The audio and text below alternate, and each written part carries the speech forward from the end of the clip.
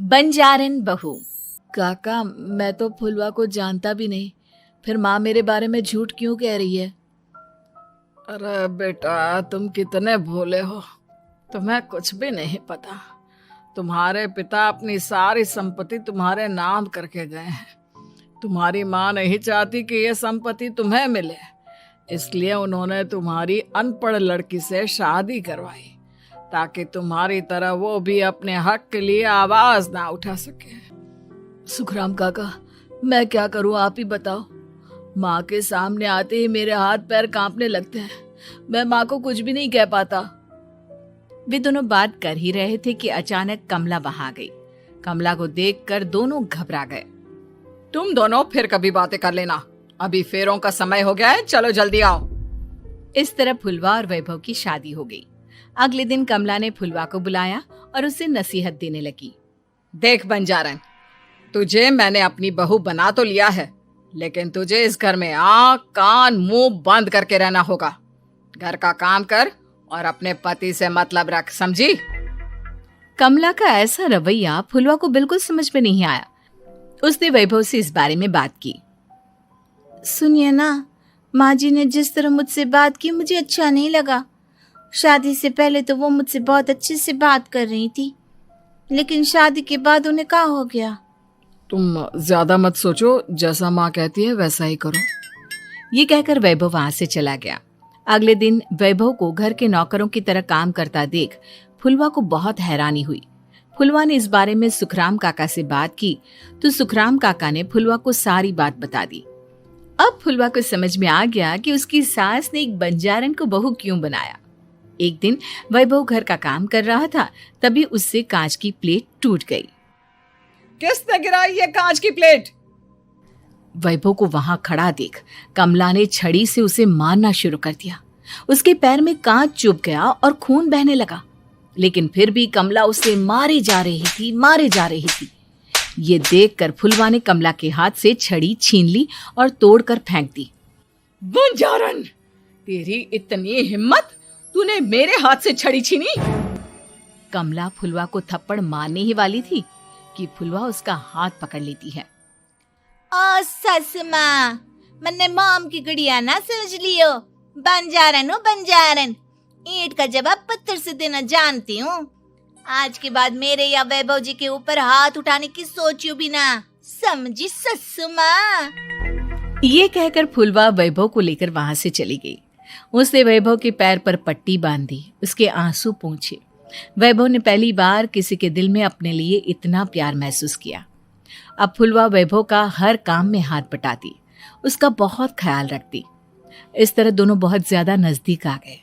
वहीं दूसरी ओर कमला सारी जायदाद अपने नाम करने की साजिश करने लगी। और एक दिन, वैभव, जल्दी बाहर आओ। कमला की आवाज सुनकर वैभव और फुलवा अपने कमरे से बाहर आ गए। जी माँ, आपने बुलाया? ये ले, इन कागजों पर साइन कर दे। वैभव कागजों पर साइन करने ही वाला था कि फुलवा वैभव के हाथ से पेन छीनकर कहती है, ना वैभव जी, आप इस पर हस्ताक्षर नहीं करेंगे। आओ बंजारन, मैं तुझसे बात नहीं कर रही। ये बात मेरे और मेरे बेटे के बीच की है। चुपचाप पेन दे दे, नहीं तो तेरी खाल उधेड़ लूंगी। ससु माँ, बंजारन की खाल इतनी भी ढीली ना होवे कि कोई भी उधेड़ लेवे। जो यकीन ना आता हो तो देख ले उतार के। और हाँ, बंजारन जरूर हूँ, पर अनपढ़ ना हूँ। मन्ने भी पता है कि किसी भी कागज पर साइन करने से पहले उसे अच्छी तरह पढ़ लेवे हैं। पेन देती है या नहीं? ये कहकर कमला फुलवा को मारने आई तो फुलवा ने कमला को धक्का दे दिया और वो नीचे गिर गई। कमला डरकर वहां से भाग गई। अब फुलवा ने वो कागज उठाए और वैभव के साथ सीधा वकील के पास चली गई।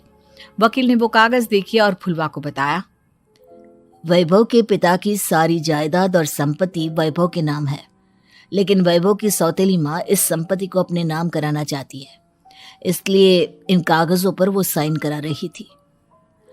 तो अब हमें क्या करना चाहिए वकील साहब? वकील ने फुलवा और वैभव को सब कुछ अच्छी तरह से समझा दिया। अब दोनों घर पर पुलिस को लेकर पहुंचे।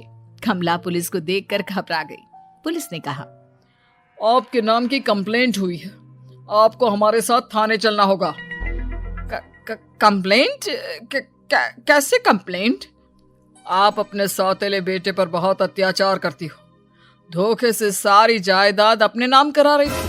अब नहीं इंस्पेक्टर साहब, जरूर ये मेरी बहू की कोई साजिश है, इसने गलत कंप्लेंट की है। मैडम, शिकायत आपकी बहू ने नहीं बल्कि आपके बेटे वैभव ने की है।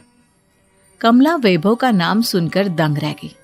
जिस बेटे ने कभी उसके सामने सर नहीं उठाया था, आज वही बेटा उसके सामने पुलिस को लिए आया है। वैभव, तुम्हारी इतनी हिम्मत कि तुम पुलिस को ले आए? हाँ माँ, मैं लाया हूँ पुलिस को, और मेरे अंदर इतनी हिम्मत कभी ना आती अगर फुलवा मेरा साथ ना देती। आपने बंजारन बहू को लाकर अपने ही पैर पर कुल्हाड़ी मारी है माँ। मैडम, अब की बात खत्म हो गई हो तो चलो हमारे साथ। वैभव, मुझे माफ कर दो, मुझे थाने मत भेजो। आज के बाद मैं तुम्हें कभी नहीं मारूंगी, तुम्हें कभी परेशान नहीं करूंगी, मुझे माफ कर दो।